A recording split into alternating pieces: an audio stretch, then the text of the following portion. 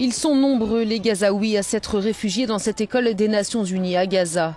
Le conflit entre Israël et le Hamas a fait des centaines de milliers de déplacés et de sans-abri parmi les Palestiniens. En ce deuxième jour d'une trêve qui semble tenir, la bande de Gaza s'accroche doucement au retour d'une relative normalité. Pourtant, rien ne sera plus jamais pareil. Notre maison et les commerces ont été détruits, dit cette femme, tout ce qu'on avait.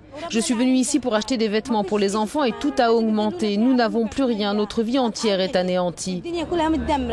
Si les pêcheurs ont repris la mer et que les marchés ont rouvert, les travailleurs humanitaires s'inquiètent de la détérioration des conditions de vie à Gaza, surtout de l'accès extrêmement limité à l'eau. J'ai vu des crises humanitaires et ici ce n'en est pas une.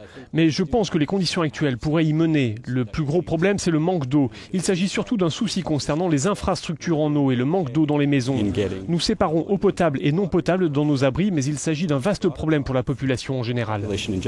En Israël, le cessez-le-feu de 72 heures ainsi que les négociations indirectes en cours en Égypte faisaient la une des journaux ce mercredi. Ces négociations destinées à sceller une paix durable s'annoncent difficiles. L'armée israélienne a déjà prévenu, elle a retiré tous ses soldats de la bande de Gaza, mais se tient prête à riposter à toute attaque. Nous sommes là depuis un mois et nous avons l'intention de rester ici aussi longtemps qu'on aura besoin de nous, jusqu'à ce que tout soit réglé.